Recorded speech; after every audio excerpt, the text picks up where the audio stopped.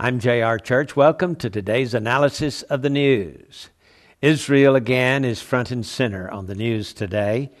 According to this news report, the new Israeli government of Benjamin Netanyahu has given its strongest signal yet that it will accept a Palestinian state.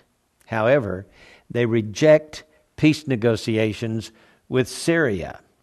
Deputy Foreign Minister Daniel Ayalon said in an interview, quote, "We do want to see peace and do understand that long-term peace and stability will entail a two-state solution."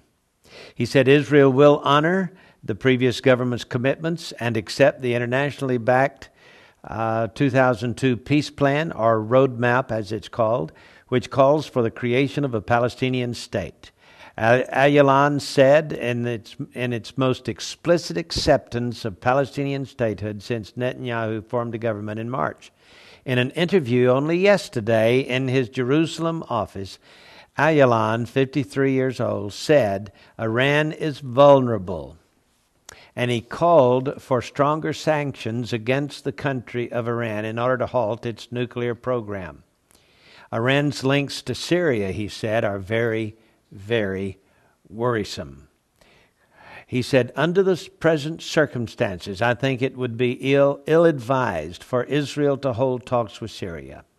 He said, we would like to have assurances that at the end of the day, the Syrians will stop supporting terror, and also, no less importantly, the radical regime in Tehran.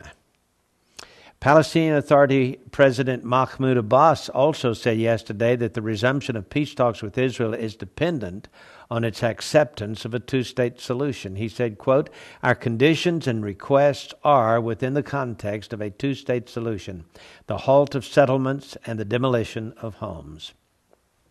U.S. President Barack Obama has stepped up pressure on Israel and the Palestinians to accept and to accelerate the peace process. Last month, he invited leaders of both sides and Egypt to separate talks in Washington. President Shimon Peres is meeting with Obama today, and Mr. Netanyahu will visit Washington later this month. Now, the White House, according to Israel Today headline news, the White House links Iranian nukes to a Palestinian state. In other words, we're not going to do anything to help you with Iran until you help us establish a Palestinian state. Basically, that's the message. The Obama administration, just on Sunday, 2 days ago, did what Israelis have long feared and pleaded with the U.S. to avoid when the White House Chief of Staff, Rahm Emanuel, linked the resolution of the Iran nuclear crisis to the creation of a Palestinian state. Speaking at the annual Washington conference of the American Israel Public Affairs Committee, called AIPAC for short, news sources quoted Emanuel as insisting that the ability to confront Iran and reach a diplomatic solution over its defiant nuclear program was solely dependent on progress toward the birth of Palestine. Emanuel said that with Israeli Prime Minister Benjamin Netanyahu scheduled to meet U.S. President Barack Obama later this month, Israel now faces a moment of truth. It can either acquiesce to international demands and in return have its most serious threats dealt with, or maintain the status quo and have those threats persist. Its main conference event on Tuesday, AIPAC is scheduled to present today the congressman representing its thousands of members across the country with a letter urging Obama to take strong action toward the creation of a viable Palestinian state. While the U.S. government and AIPAC have long advocated a two-state solution, the focus on that goal seems to be more pronounced since the election of Mr. Netanyahu, who has refused to publicly commit to the establishment of a sovereign Palestinian Arab state. You and I both know that all he asks is that the Palestinians recognize the Jewish state.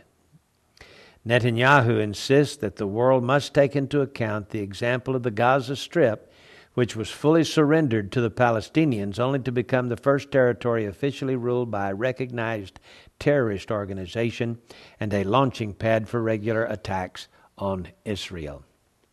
Well, I want to take you to Ezekiel chapter 38 because that, I believe, is at the heart of what's going on in the Middle East today. You see, I just happen to believe that we live in the days for the fulfillment of biblical prophecy.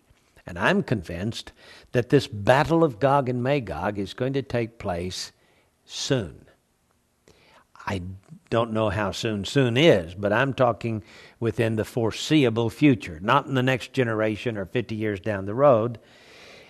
Here's what God says, Son of man, speaking to Ezekiel, set thy face against Gog, the land of Magog, the chief prince, and the word chief there in Hebrew is Rosh, or the Russian prince of Meshech or Moscow, and Tubal, or the capital of Siberia, Tobolsk, and prophesy against him, and say, Thus saith the Lord, Behold, I am against thee, O Gog, the chief prince of Moscow and Tobolsk.